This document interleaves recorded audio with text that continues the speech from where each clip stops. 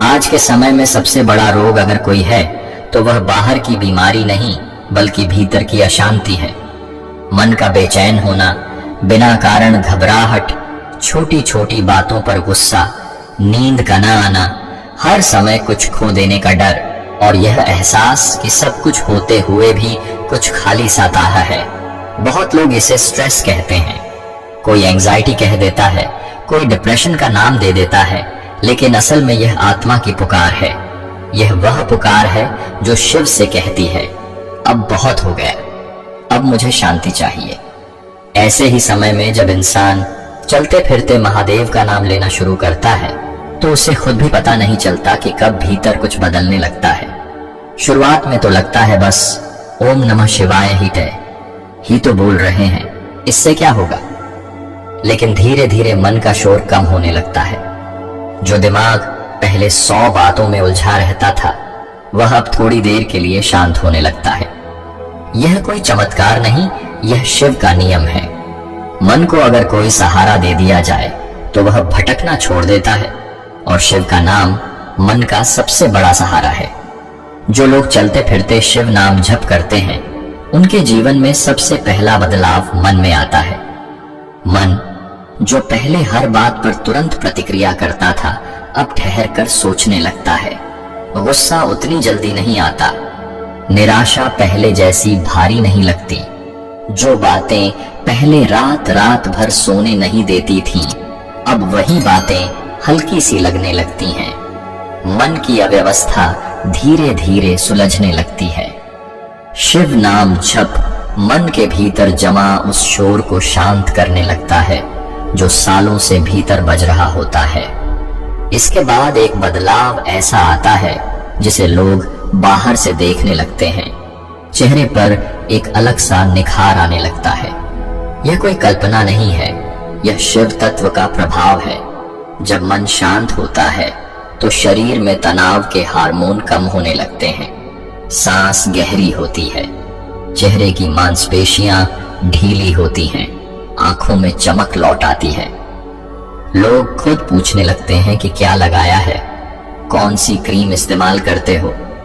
लेकिन असल क्रीम कोई बाहर की नहीं होती, असली चमक भीतर बसे शिव से आती है। फिर धीरे धीरे इंसान महसूस करता है कि उसके जीवन में चीजें अपने आप ठीक होने लगी हैं। जो काम अटके हुए थे उनमें हलचल आने लगती है, सही लोग अपने आप जुड़ने लगते हैं, गलत संगत अपने आप छूटने लगती है।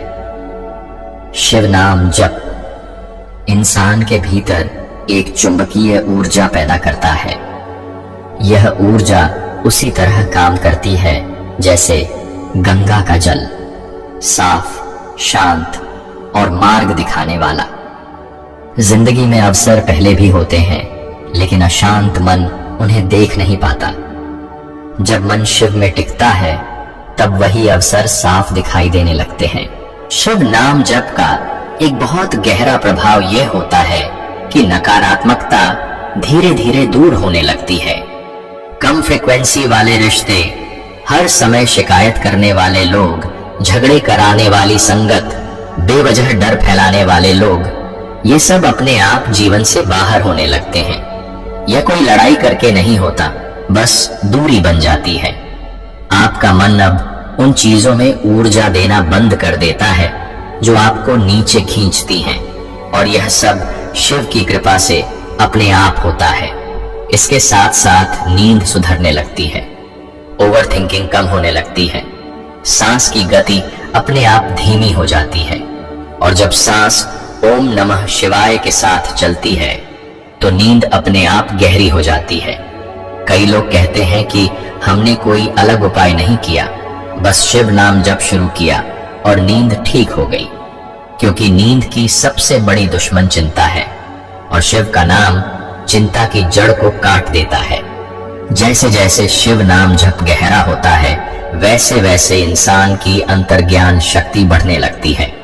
अब वह पहले से समझने लगता है कि कौन सा काम उसके लिए सही है और कौन सा नहीं, किससे बात करनी है और किससे दूरी बनानी है, कौन सा फैसला आगे ले जाएगा और कौन सा पीछे खींचेगा। यह कोई जादू नहीं है, यह शिव द्वारा की गई भीतर की सफाई का परिणाम है। जब मन साफ होता है तो भीतर की आवाज साफ सुनाई देने लगती है। शिव नाम जप का एक और बहुत बड़ा प्रभाव कर्मों पर पड़ता है। कर्म का मतलब सिर्फ पाप पुण्य नहीं होता, कर्म का मतलब है भीतर जमा हुई ऊर्जा। गलत आदतें, गलत सोच, गलत इच्छाएं, गलत भाव, ये सब ऊर्जा के रूप में भीतर जमा हो जाती हैं। शिव नाम जप उस ऊर्जा को धीरे धीरे जलाने लगता है। यह भस्म की अग्नि की तरह काम करता है। जो भारीपन सालों से मन पर जमा था वह धीरे धीरे हल्का होने लगता है। एक समय ऐसा आता है जब इंसान खुद कहता है, ऐसा लग रहा है जैसे कोई बोझ उतर गया हो। जब भीतर का बोझ उतरता है तब इंसान का पूरा वाइब्रेशन बदल जाता है। उसकी मौजूदगी ही शांति देने लगती है। लोग उसके पास बैठकर अच्छा महसूस करते हैं। वह बिना कुछ बोले भी लोगों को सुकून देने लगता है। यह सब बिना किसी दिखावे के सिर्फ शिव की कृपा से होता है। शिव नाम जप की सबसे बड़ी कृपा यही है कि मन से बोझ हट जाता है। जो गिल्ट, जो डर, जो पछतावा, जो वर्षों पुरानी थकान मन में जमी होती है वह धीरे धीरे घुलने लगती है। एक दिन इंसान खुद से कहता है, मैं पहले जैसा नहीं रहा, मेरा मन खुल गया है, मेरे भीतर महादेव बस गए हैं। और यही शिव नाम जप का असली चमत्कार है। जीवन में एक समय ऐसा जरूर आता है जब इंसान भीतर से टूट जाता है, जब दिल कहता है अब और नहीं, अब सहन नहीं होता, अब रास्ता नहीं दिख रहा। ऐसे समय में कोई रोता है, कोई चुप हो जाता है, कोई खुद को कमरे में बंद कर लेता है और कोई गलत फैसले ले बैठता है। लेकिन बहुत कम लोग ऐसे होते हैं जो उस टूटन के समय शिव का सहारा लेते हैं, और यही लोग संभल जाते हैं। क्योंकि जब इंसान सबसे ज्यादा टूटा होता है तब महादेव उसके सबसे करीब होते हैं। और शिव नाम जप वही पुल है जो टूटे हुए इंसान को महादेव से जोड़ देता है।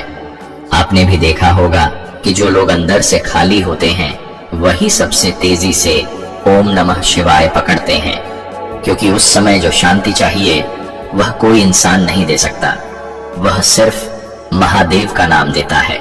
और एक बहुत गहरी बात याद रखना, अगर आप शिव का नाम जप कर पा रहे हैं तो यह आपकी मर्जी से नहीं हो रहा, यह महादेव की कृपा है। कोई भी इंसान अपने बल से शिव का नाम नहीं जप सकता। अगर आज आपके जीवन में शिव नाम जपाया है तो समझ लीजिए महादेव ने खुद आपको बुलाया है। यहीं से शिव नाम जप की यात्रा और गहरी होती है।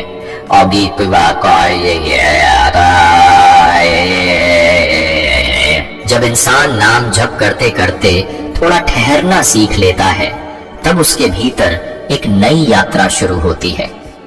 यह यात्रा बाहर की नहीं होती, यह भीतर की होती है। यहीं पर शिव का सानिध्य महसूस होना शुरू होता है। शिव कोई मूर्ति नहीं रह जाते, कोई तस्वीर नहीं रह जाते। शिव एक अनुभूति बन जाते हैं, एक ऐसी अनुभूति जो शोर में भी मौन देती है और अकेलेपन में भी साथ निभाती है।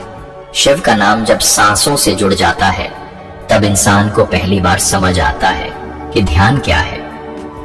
आंखें बंद कर लेना ध्यान नहीं होता, पद्मासन में बैठ जाना ध्यान नहीं होता।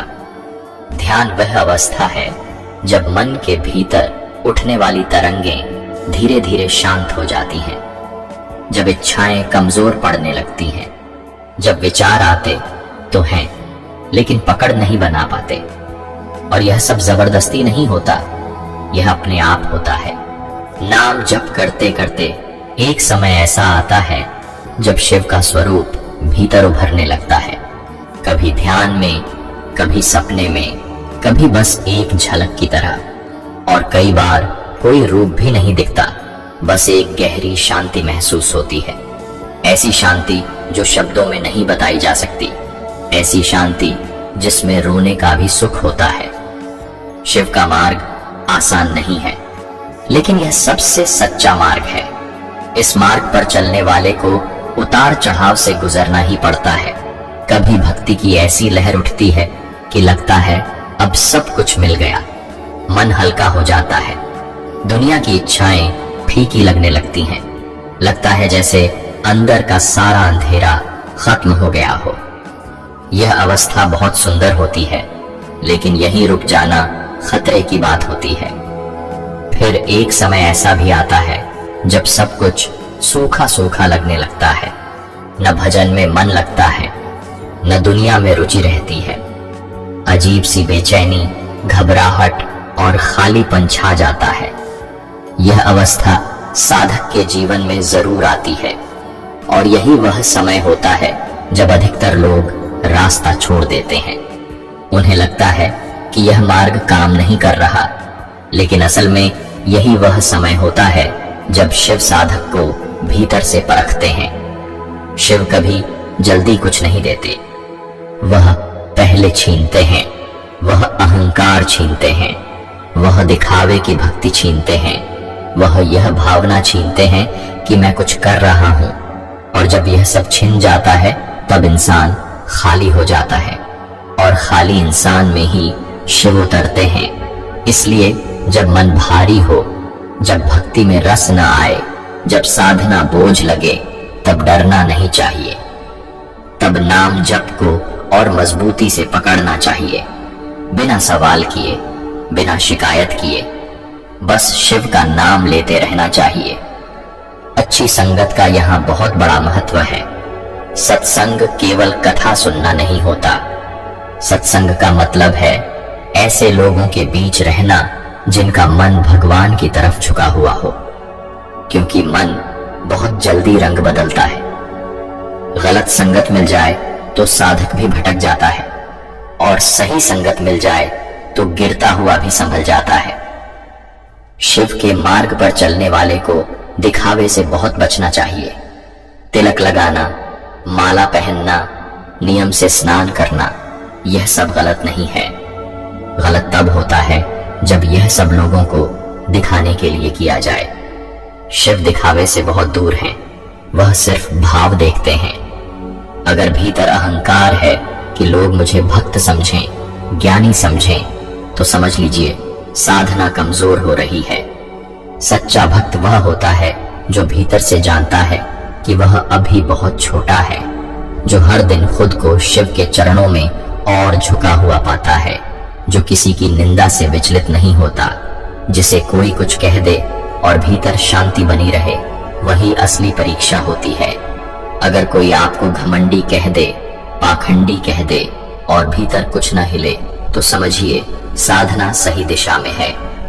और अगर दिल में जलन उठे तो समझिए अभी भीतर काम बाकी है। यह आत्मनिरीक्षण ही शिव का असली उपदेश है। शिव का भक्त वह नहीं जो सब कुछ छोड़कर जंगल चला जाए। शिव का भक्त वह है जो संसार में रहते हुए भी भीतर से मुक्त हो, जो हर परिस्थिति को साधना बना ले। दुख आए तो नाम जप, सुख आए तो कृतज्ञता, अपमान आए तो मौन, और सफलता आए तो विनम्रता। लोकलाज साधना की सबसे बड़ी दुश्मन है। लोग क्या कहेंगे, यह सोचते सोचते इंसान भगवान से दूर चला जाता है। शिव के मार्ग पर चलने वाला अगर हर पल यह सोचता रहेगा कि दुनिया क्या कहेगी, तो वह कभी भीतर नहीं उतर पाएगा। इसलिए भजन साधना को गुप्त रखना चाहिए। दिल और शिव के बीच की बात बनाकर रखना चाहिए। जीवन का सबसे बड़ा अवसर यही है कि इंद्रियों को शिव के चिंतन में लगाया जाए। जो बाधाओं से डरता है वह हार जाता है, और जो बाधाओं को भी शिव की कृपा मान लेता है वही आगे बढ़ता है। शिव साधक को गिराते नहीं, वह उसे तोड़ते हैं ताकि वह मजबूत बन सके। और अंत में एक बात बहुत ध्यान से समझना, शिव का नाम जप कोई साधारण अभ्यास नहीं है। यह आत्मा की पुकार है। यह जन्म जन्म के संस्कारों का परिणाम है। अगर आज आपके जीवन में शिव का नाम आया है तो समझ लीजिए यह साधारण बात नहीं है। इसलिए अब और इंतजार मत कीजिए। आज से, अभी से चलते फिरते, उठते बैठते, सांसों के साथ शिव का नाम जोड़ लीजिए और कमेंट में शिव का नाम लिखकर अपनी यात्रा की शुरुआत कीजिए। अगर इस वीडियो को सुनते हुए आपके मन में थोड़ी सी भी शांति आई हो तो इसे महादेव का संकेत मानिए। वीडियो को लाइक कीजिए, शिव ध्यान सागर चैनल को सब्सक्राइब कीजिए और कमेंट में पूरे श्रद्धा भाव से ओम नमः शिवाय जरूर लिखिए। महादेव आपके मन की हर उलझन हर लें। हर हर महादेव।